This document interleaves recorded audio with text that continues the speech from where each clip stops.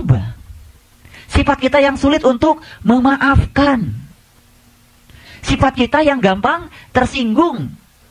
Sifat kita yang selalu berorientasi pada atribut-atribut yang melekat pada diri kita. Sifat kita yang merasa lebih penting dari orang lain. Sifat egois itu kekerasan semua itu. Bahkan kekerasan kalau sudah dipakai label agama, itu juga egois. Merasa bahwa kelompok kita mayoritas, lalu kita menindas kelompok yang lain, itu sebuah kekerasan itu. Itu sudah egois itu. Itu karena apa? Karena kita tidak mau berubah. Dalam belajar agama tidak mau berubah. Ya kan? Gitu. Jadi sebetulnya, sifat itu yang harus dibuang oleh kita. Sifat patung. Sifat yang tidak mau berubah. Itu musuh kita. Jadi 5 musuh kita itu. Harus diulang-ulang. Jadi yang pertama keserakahan, yang kedua kemarahan, yang ketiga iri hati, yang keempat itu kebencian, yang kelima kekerasan. Seandainya sekarang ini seluruh bangsa Indonesia menyadari bahwa selama ini kita sesungguhnya akrab dengan musuh-musuh kemanusiaan, dan itu pula yang menyebabkan terjadinya segenap bencana di tanah air ini, dan dipicu karena manusia menjadi akrab dengan musuh-musuh yang tadi. Kalau manusia sekarang memproklamirkan semuanya untuk memerangi keserakahan, maka keadilan sosial bagi seluruh bangsa Indonesia. Tidak ada lagi orang yang mau korupsi. Cukup gaji saya. Terlalu banyak masyarakat miskin yang perlu santunan. Uang negara harus didistribusi. Ada kesadaran seperti itu. Itu sudah membuat bumi ini akan damai lagi. Barangkali Gunung Merapi yang sudah mulai aktif itu mulai meredup lagi. Adem lagi. Ada hubungan itu, ada hubungan. Sangat besar hubungannya. Itu musuh kita. Makanya untuk bisa mewujudkan yang tadi itu, yang 3 tadi itu harus dilakukan. Berbuat baik pada orang yang menyakiti kita.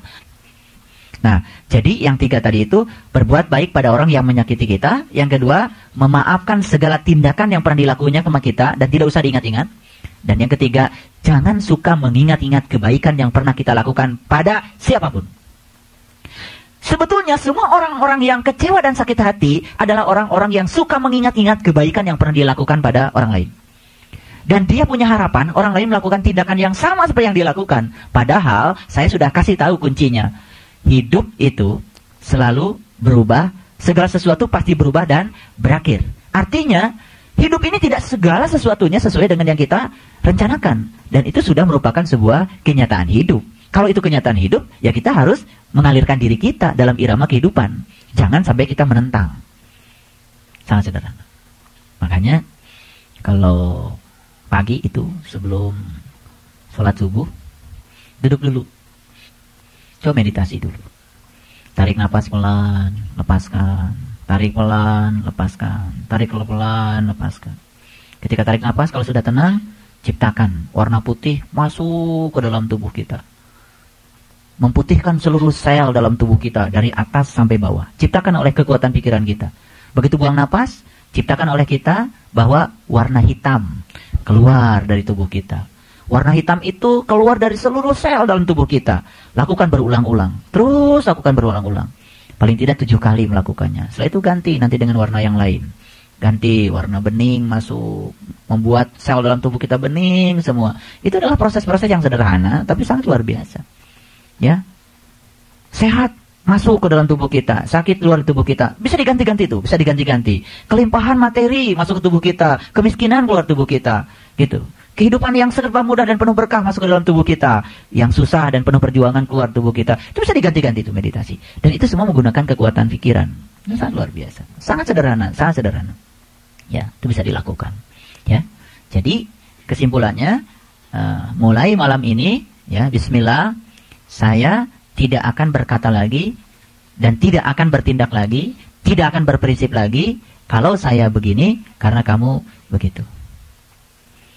Kesel habis SMS-nya nggak dibalas-balas. Nah, udah daripada kesel kan lebih baik cari yang menyenangkan, ya kan? Ya, iya. SMS aja yang lain yang suka ngebalas. Susah.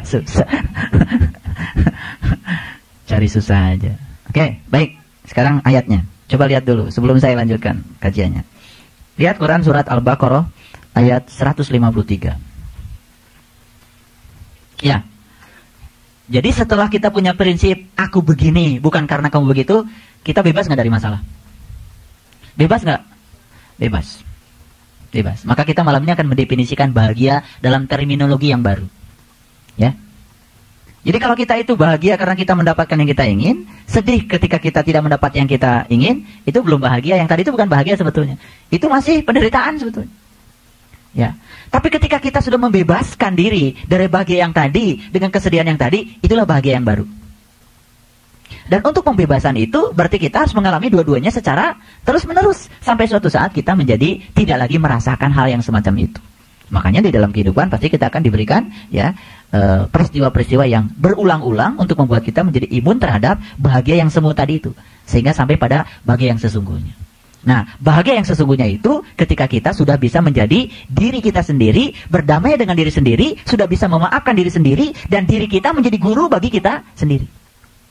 Ada statement dari orang-orang tasawuf yang mengatakan, jadikanlah seluruh orang yang bertemu dengan kamu sebagai guru. Betul. Tapi jauh lebih dahsyat lagi kalau kita sudah menjadikan diri kita sebagai guru bagi diri kita sendiri. Lebih dahsyat. Kita menjadi guru bagi kita sendiri. Artinya kita berdialog dengan diri kita lebih banyak daripada kita memaksa orang lain agar menemani kita berdialog dan curhat. Karena itu kemudian tidak ada solusinya. Karena semua itu solusi sudah ada di dalam diri kita. Ilmu apapun semuanya sudah ada dalam diri kita. Dibahasakan dalam bahasa yang lebih sederhana dan mudah untuk dilakukan.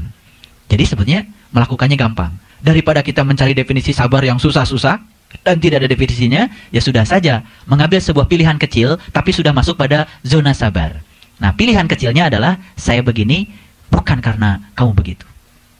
Ya, jadi orang yang menggerutu itu karena apa? Kesal kan? Nah, biasanya kesal itu ya dibuat oleh kita. Kita mengizinkan diri kita kesal, ya kan? Padahal sebetulnya kita tidak usah memikirkan yang di luar diri kita. Kuncinya apa tadi? Tutup saja telinga kita, jangan berupaya menutup mulut orang lain. Gitu. Jadi saya udah keringatan gini, coba untuk meyakinkan sebuah prinsip-prinsip hidup supaya kita jalani gitu. Dan ini saking ingin beda kita itu dengan yang lain. Saking ingin beda.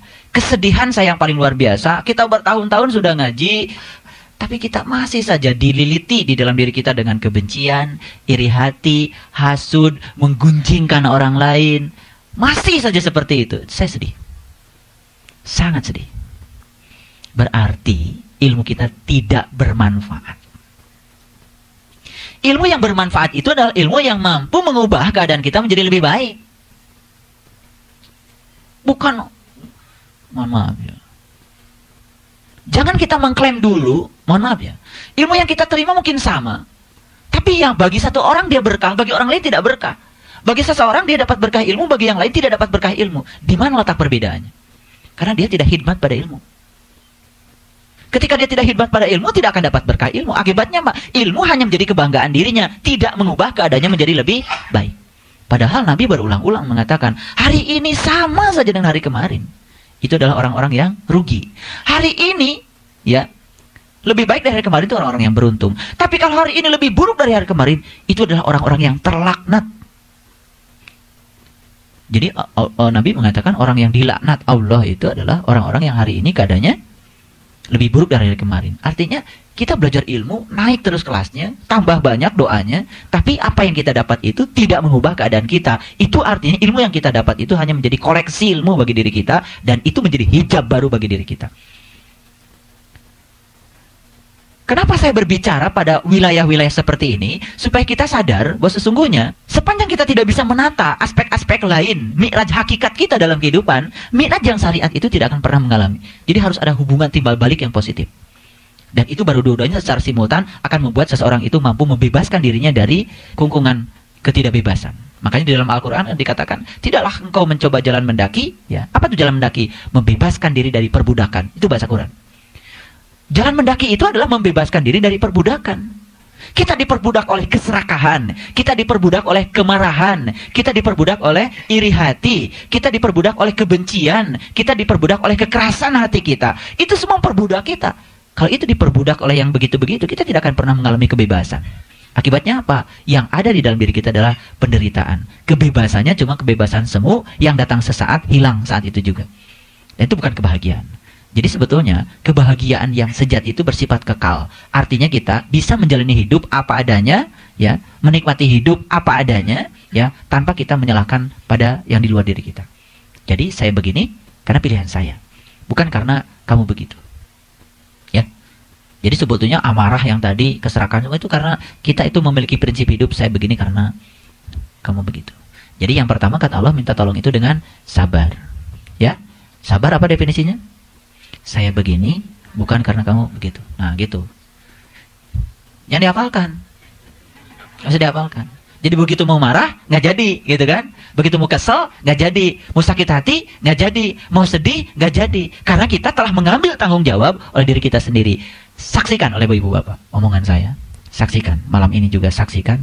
Setelah ini dan besok, rasakan peningkatan kualitas diri. Itu akan terasa. Akan ada peningkatan kualitas diri. Ya, dan kita akan saling melaporkan. Nah, itu yang disebut dengan tausiah itu, saling memperhatikan, ya, saling melaporkan. Jadi selesai pengajian itu kita sudah mulai bisa merasakan lah, ya, sedikit-sedikit latihan-latihan kecil seperti ini. Inilah yang disebut dengan latihan meditasi pada tingkat yang sangat luar biasa, praktis.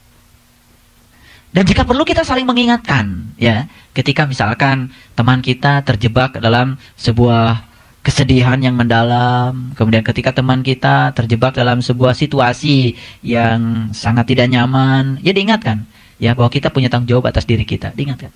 Sehingga dari saat ke saat itu kita mengalami peningkatan kedewasaan spiritual yang sangat luar biasa. Setuju? Setuju. Tidak ada kesal, tidak ada marah, tidak ada kebencian, tidak ada iri hati, tidak ada sedih, ya kan?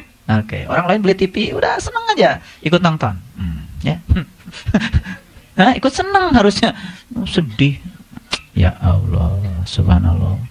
Ya. Yang kedua, minta tolong kepada Allah itu dengan sholat. Tolong perhatikan, bukan sholat 5 waktu. Standar itu. Sholat secara umum. Sholat secara universal. Kenapa? Kenapa di sini Allah meletakkan sabar dan sholat? Sholat itu dari kata waslat. Waslat itu artinya melekat. Makanya di dalam Quran dikatakan, ciri orang yang beriman itu alladzina hum fi sholatihim daimun. Orang yang sholatnya itu daim. Proses pelekatan diri dengan Allah tidak hanya dibatasi oleh 5 waktu. Yang satu waktunya cuma sekitar 10-15 menit. Bukan itu. Tapi proses pelekatan yang terjadi secara terus-menerus sehingga dia merasa cukup dengan Allah. Perasaan cukup dengan Allah itulah sesungguhnya perwujudan dari pertolongan Allah yang sesungguhnya. Jadi pertolongan Allah itu mewujud di dalam diri kita itu ada wujudnya. Ya, perwujudan dari pertolongan Allah pada diri kita yang paling utama adalah ketika Allah hadir di dalam diri kita dan kita merasakan kehadirannya. Nah, perasaan Allah hadir pada diri kita itu yang akan mengontrol seluruh aspek kehidupan kita sehingga pandangan hidup kita menjadi benar, pikiran kita pun menjadi benar, dan kita pun hanya senang mendengar yang benar-benar saja, dan kemudian kita pun latihan berkata yang benar, dan otomatis kita pun melatih diri kita untuk selalu bertindak benar. Sebetulnya tindakan benar, kata-kata benar, ya, telinga kita mendengar yang benar, melihat yang benar, kemudian kita melakukan yang benar, itu berawal dari pandangan hidup yang benar. Ketika seseorang belum memiliki pandangan hidup yang jelas tentang kehidupannya, tidak akan benar. Sebenarnya semua perilaku kita itu tergantung pada kekuatan kita untuk memiliki visi yang jelas di dalam memandang kehidupan. Kan beda kalau orang yang visioner itu kan dia tidak berorientasi sempit, ya, hanya untuk kesenangan duniawi, tapi dia bagaimana menjadikan dirinya bermanfaat bagi orang lain. Kalau orang yang tidak visioner, dia makan ya sudah, setelah makan kenyang dan enak. Tapi orang yang visioner, dia makan tuh dia pikirkan, buat apa saya makan, berapa banyak saya makan, apa yang harus saya makan, dan setelah saya makan saya mau melakukan tindakan apa. Jadi jelas dia makan itu memiliki orientasi yang jelas. Gitu. Itu orang-orang yang terpilih, orang-orang yang lebih khusus. Baik, kita teruskan. Jadi orang-orang yang beriman itu minta tolongnya dengan 2 cara, sabar dan sholat. Siapa yang menolong ketika kita sabar dan sholat? Sebetulnya ketika kita sabar, kita sedang menolong diri kita sendiri. Ketika kita tidak marah, sedang menolong siapa? Menolong diri kita. Karena ketika kita stop marah, naik kesadaran kita. Begitu kita tidak jadi marah, yang terjadi apa? Marah itu sebetulnya tidak enak. Tidak enak yang marah, tidak enak yang dimarahi. Dua-duanya tidak enak. Coba orang marah, ya napasnya ngos-ngosan, gitu kan? Udah, jantungnya nggak karu-karuan, ya kan? Ya, terlalu banyak sebetulnya risiko yang harus dia tanggung dengan marahnya. Belum lagi dia mukul-mukul, ya kan? Oh, terlalu banyak risikonya. Jadi tindakan marah itu risikonya terlalu banyak, terlalu riskan. Oleh karena itu ketika dia menjadi tidak marah, yang harusnya dia marah, sebenarnya dia telah menolong dirinya sendiri. Jadi sangat logik kalau sabar ini dijadikan sebagai upaya untuk minta tolong. Karena sabar itu susah didefinisikan, maka saya secara kreatif mencoba untuk mencari definisi yang sederhana. Makanya inspirasinya juga sangat lokal barangkali ini. Ya, tidak, kalau di benchmark itu ini tidak bersifat global. Saya cuman menyederhanakan sesuatu agar kita memulainya itu tidak susah. Kita kan selama ini mencari definisi sabar susah kan? Ya sudah, saya definisikan dalam bahasa yang paling sederhana. Saya begini bukan karena kamu begitu. Nah, itu sabar. Indikator yang paling sederhana itu saja, ketika keluar dari sini kita lihat aja. Jadi sebetulnya yang nampak di luar itu adalah apa yang ada di dalam. Tapi yang penting sekarang kita ngerti dulu. Setelah ngerti, cobalah kita. Karena sesungguhnya bahagia itu harus dimulai dari kebiasaan, menciptakan kebiasaan-kebiasaan yang menuju bahagia. Nah, setidak-tidaknya ya ada beberapa hal yang perlu kita biasakan. Untuk mencapai kebahagiaan, perlu kita membiasakan diri agar kita berorientasi bahagia. Yang pertama adalah kita coba mendefinisikan bahagia menurut terminologi baru. Ketika kita mendapat yang kita ingin bahagia, kemudian kita mendapatkan yang tidak kita ingin sedih, itu artinya bahagia tadi adalah bahagia yang di dalamnya ada kesedihan, dan itu bukan bahagia. Paham?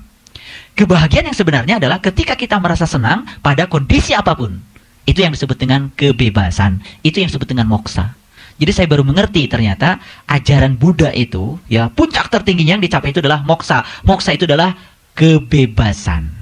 Dan kebebasan itulah yang disebut dengan bahagia. Kebebasan itu artinya dia merasa senang dalam kondisi apapun. Itu yang namanya bahagia. Kayaknya kita belum nyampe ya.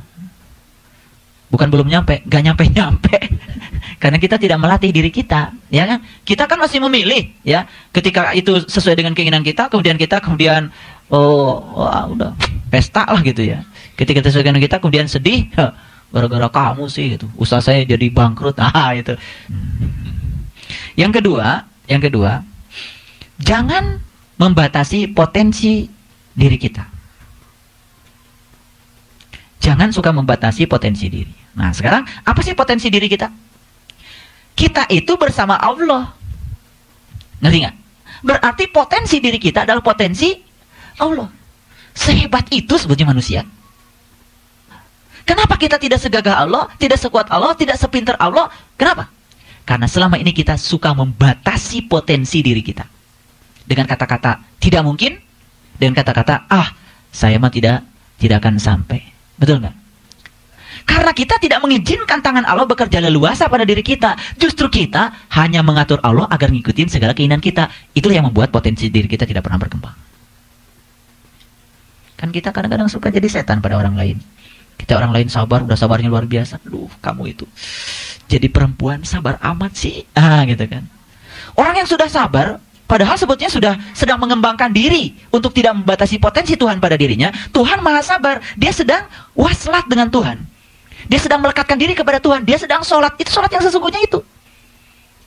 Diganggu oleh pikiran kita. Karena sabarnya keterlaluan sih sabarnya gitu. Baik amat sih kamu gitu kan. Betul nggak? Nah sebetulnya sadar atau tidak sadar, saya ingin katakan bahwa kita sering membatasi potensi diri kita. Dengan cara apa? Membatasi kerja tangan Tuhan untuk diri kita. Paham? Suka membatasi kerja tangan Tuhan untuk diri kita? Suka, karena kita itu ya suka memilih apa yang kita ingin. Padahal sebetulnya kita tidak punya pengetahuan tentang apa yang mau kita. Juga kita tidak pernah punya pengetahuan apa yang harus kita tolak dari diri kita. Yang terbaik itu adalah yang terjadi. Ya, contoh. Mohon maaf, perhatikanlah. Orang yang punya sapi di Merapi, sapinya mati. Dia tinggal. Orang yang punya rumah, dia tinggal. Pelajaran apa sesungguhnya yang sedang diajarkan Allah? Itu adalah pelajaran moksa, pembebasan. Ya kan? Apakah manusia ya sudah siap untuk mengalami pembebasan? Asalnya dia lahir tanpa punya kemelekatan, ketika mati tanpa kemelekatan, itu moksa, itu pembebasan. Yang kita lihat apa? Yang kita lihat adalah kesedihan, ya kan? Ketidaksiapan, mungkin penyesalan, mungkin kemarahan. Tetapi di samping itu juga ada sedikit yang pasrah barangkali, menerima kenyataan, tidak bisa menolak tangan Tuhan, dan dia menyadari bahwa Merapi adalah Tuhan sedang bekerja dengan tangannya untuk menguji kita semua. Betul? Ada pelajaran berharga di situ. Pelajaran kebebasan. Membebaskan diri dari segala kemelekatan. Ya kan? Orang-orang yang terkena awan panas itu, karena dia mempertahankan diri cuma karena ternaknya takut tidak bersama dengan dia lagi. Seperti itu ya kemelekatan kita. Ya kita juga tidak bisa barangkali itu ukuran juga bagi kita, ya kan? Kalau kita seperti itu, apa kita sudah siap? Kan gitu. Ya hidup siap nggak siap juga, apa yang terjadi ya terjadilah. Terus mau apa? Ya kan? Makanya siapkan diri kita sematang mungkin untuk bisa menerima kenyataan. Karena hidup tidak sesuai dengan apa yang kita rencanakan. Yang ketiga, belajarlah untuk mengurangi kata harus. Jadi tegang hidup kalau begitu. Ngerti maksud saya? Sering nggak kita mengatakan belajar untuk mengurangi kata harus? Karena kita ini sering sekali ya didominasi oleh suatu keharusan. Harus begini, harus begitu, harus begini. Jadi nggak rileks hidup itu. Ngerti nggak? Harus ngaji, nggak rileks. Ngaji aja. Bukan karena suatu keharusan. Kalau kita memaksa harus, waduh, jadi pakai pokoknya nanti malam saya harus ngaji, gitu kan? Harus ngaji. Ya udah, santai saja. Justru ketika rileks menghadapi segala sesuatu, semuanya akan berjalan baik. Saya jam 7 harus, gitu kan? Malah jadi di jalan, wah kebut-kebutan. Harus gitu kan. Kata-kata harus itu harus mulai dikurangi dari diri kita. Lebih banyak kita mengalirkan diri kita dengan kita berupaya maksimal, tapi tidak dalam konteks keharusan. Saya kasih tahu, kita harus punya target dan cita-cita, tapi bukan untuk dicapai. Target dan cita-cita agar kita memulai saat ini juga. Sekali lagi, ketika kita punya target dan cita-cita, kemudian kita berpikir untuk mencapainya, maka kita akan terburu-buru dan tidak akan pernah mencapainya.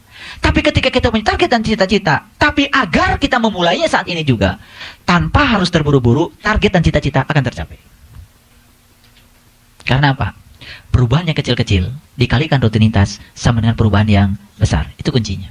Jadi sebenarnya tugas kita adalah mengalihkan perubahan kecil pada rutinitas. Maka akan menjadi sebuah perubahan yang besar. Nah kita itu sering tidak sabar, lalu ingin semuanya serba cepat dan besar. Salah. Allah saja menumbuhkan kita, tidak melakukan proses revolusi, melakukan proses evolusi. Kuku kita tumbuh, kalau tiba-tiba satu malam 3 cm, tiba-tiba 3 cm kan takut, ya. Sampai kita tidak merasa bahwa kuku kita tumbuh. Setelah 2 minggu, 3 minggu mau makan, sama sambal, kotor, baru ada kesadaran untuk memotong kuku. Betul nggak? Tapi kalau sekarang, sebenarnya sekarang kuku kita sedang tumbuh. Tapi kita merasa seakan-akan tidak tumbuh. Itu yang disebut dengan proses kuasistatik. Ya, kuasistatik itu pura-pura diam, padahal sebenarnya jalan. Rambut kita tumbuh nggak sekarang? Tumbuh. Tapi proses tumbuhnya itu sampai kita tidak merasa. Tuhan tidak mengganggu kesetimbangan kita dalam proses tumbuh. Itulah hebatnya Tuhan. Kesetimbangan kita tidak diganggu dengan proses tumbuh. Ubahan tidak langsung satu malam, berat gitu tiba-tiba. Tidak. Sedikit demi sedikit itu bukannya. Tiba-tiba begitu kita berkaca, oh udah putih semua.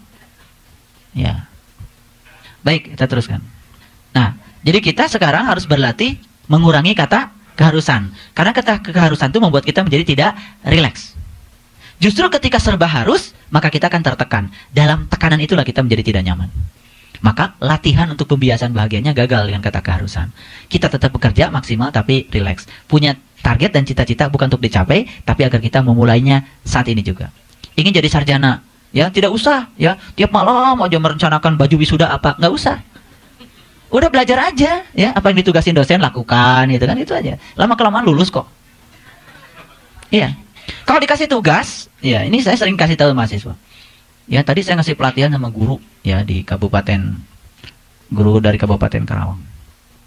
Satu modul saya kasih tugasnya 40 soal. Dia mikirin aja terus 40 soal. Banyak banget Pak. Saya kan guru Pak. Saya tahu Bapak Ibu guru. Iya. Tahu saya juga. Nggak usah diberitahu. Ketika ngomong begini, saya bilang diskusi gini, ngapain nggak ada artinya? Lebih baik kerjakan soal nomor 1. Selesai kan?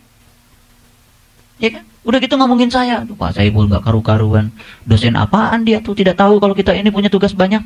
Ngomongin saya kayak gitu pakai energi. Lebih baik ngerjain soal nomor 2. Ya? Ya. Udah gitu kesel. Dosen itu gimana sih kok tidak tahu diri? Saya kita kan punya anak macam pakai energi.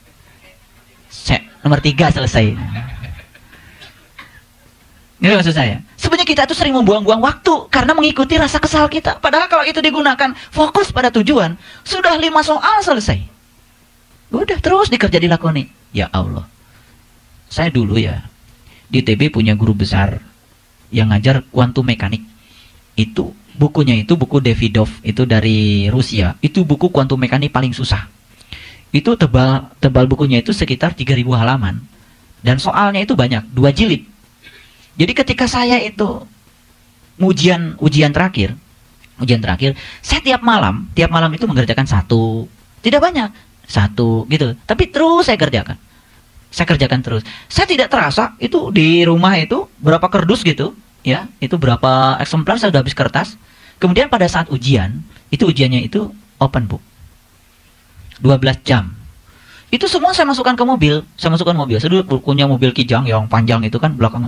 Pagi-pagi saya sedang nurunkan itu kardus, ketemu dengan Profesor Silaban. Terus dia bilang apa? Apaan lo bawa banyak-banyak ini? Terus dia baca. Loh, ini solusinya Davidov ya? Iya Pak. Saya aja sekolah S3 di Amerika belum pernah ngerjain soalnya.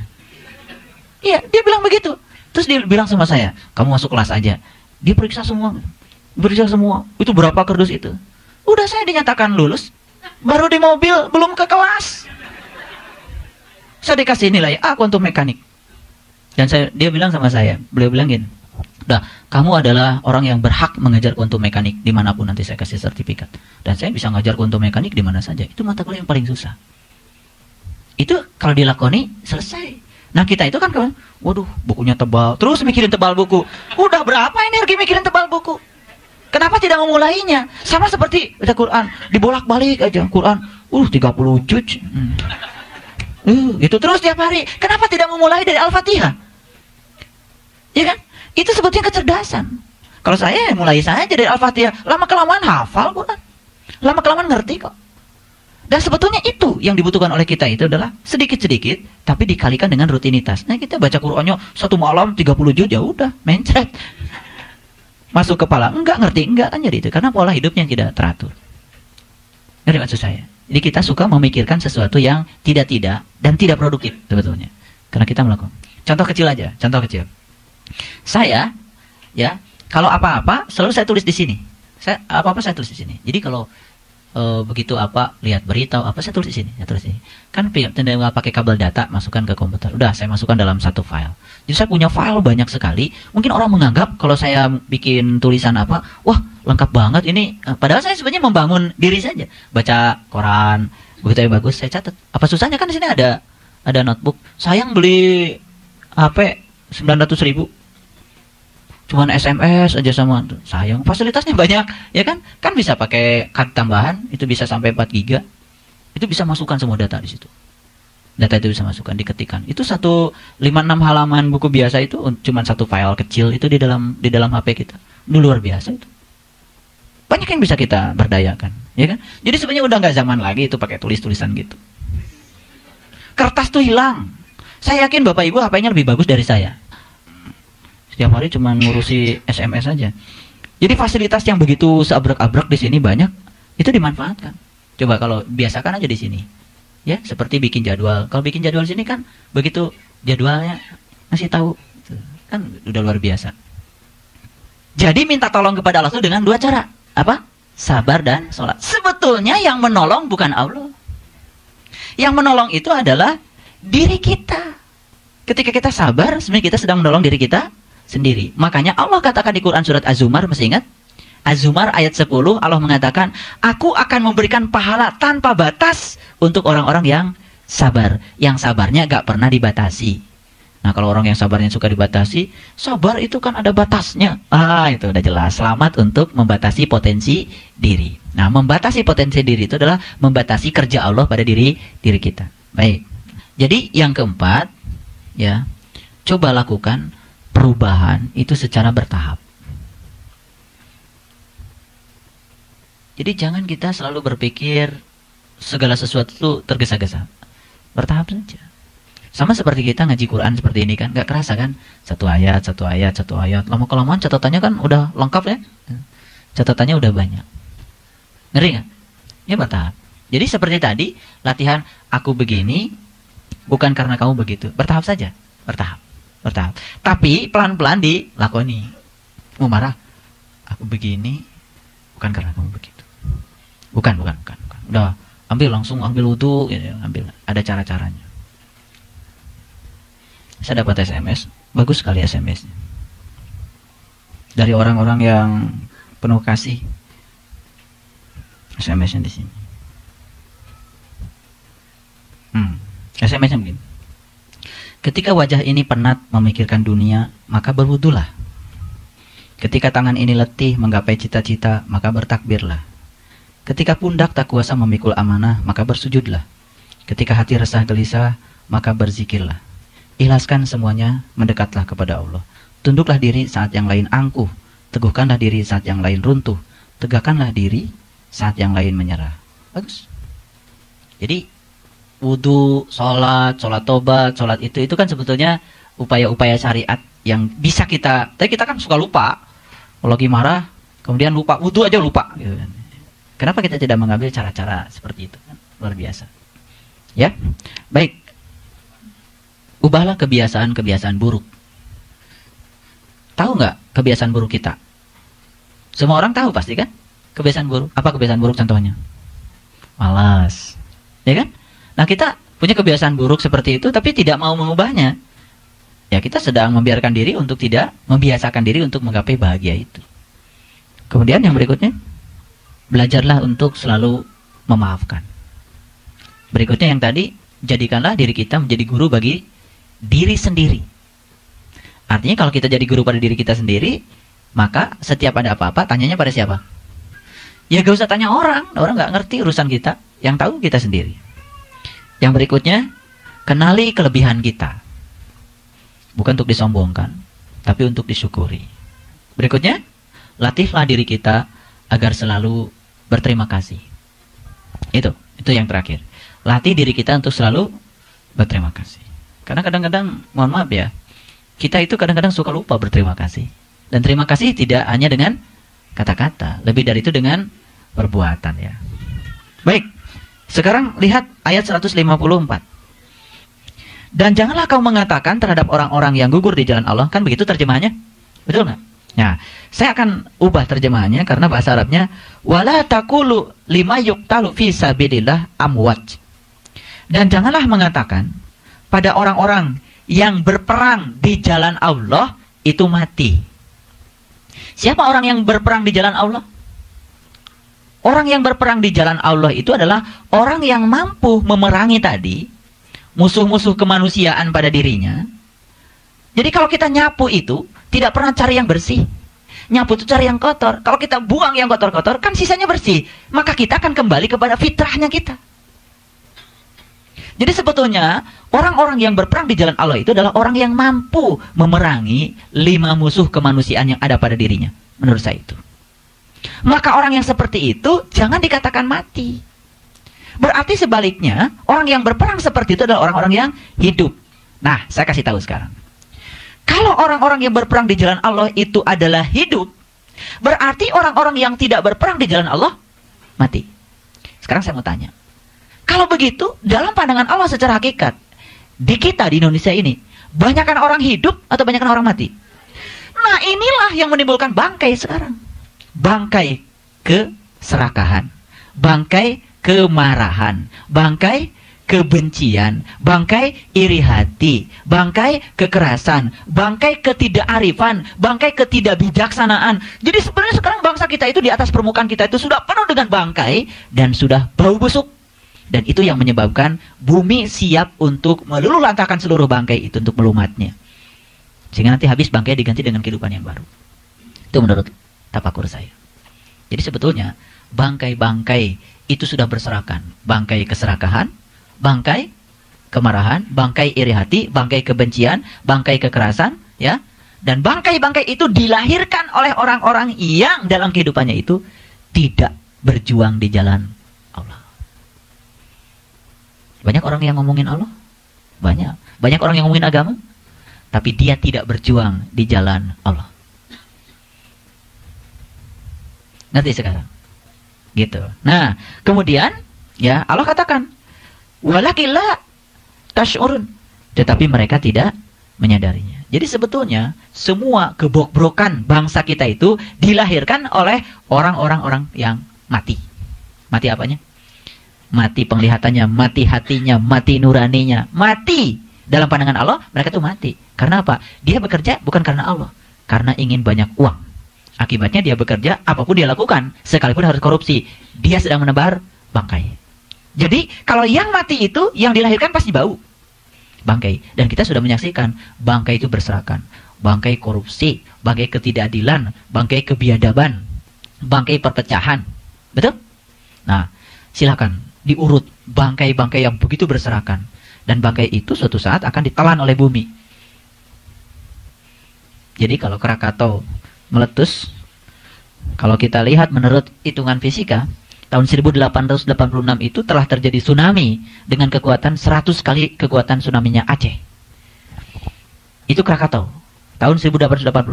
Jadi kalau anak Krakatau ini, itu kan muncul akibat begitu kuatnya desakan dari bawah bumi. Dan ini sekarang ini sedang mengakumulasikan energi yang begitu besar. Dan itu kalau itu memang betul-betul diperkirakan meletus, ya. Mohon maaf, saya bukan berarti ini. Kalau kita lihat Jakarta, itu posisinya kan sangat, kalau dari pesawat itu di bawah laut ya. Coba lihat Tanjung Priuk. Ya, air itu udah di atas seperti itu. Jadi sebetulnya kalau dulu itu gempa itu harus selalu kekuatan di atas 6,5 skala Richter yang menyebabkan tsunami. Sekarang bisa saja karena laut itu sudah membludak akibat pemanasan global, di mana kutub utara bumi itu sudah mulai mencair dengan derasnya sehingga laut meningkat, ya. Dia tidak perlu getaran yang kuat untuk menimbulkan tsunami. Ya. Jadi ya barangkali memang satu-satunya untuk melumatkan semua bangkai-bangkai itu ya, mohon maaf ya, barangkali dihabiskan semua seperti negeri Sabah dulu, kemudian diganti dengan sebuah kehidupan dan tatanan yang baru. Ya. Nah, baru di situ ada proses, ya mungkin harus seperti itu. Dan walau alam, kita juga tidak punya jaminan kalau hidup sampai besok lusa, ya kan? Ya, namanya bencana bisa terjadi di mana saja. Sama seperti kasus Situ Gintung barangkali. Ya, tidak ada yang menyangka kalau Situ Gintung sedahsyat itu kemudian bisa menghanyutkan begitu banyak manusia, ya kan? Wong situ cuma segede gitu. Ya, kalau Jatiluhur ambrol, bisa dibayangkan segede apa? Berapa juta kali Situ Gintung? Ya. Dan kalau Jatiluhur ambrol itu kan habis.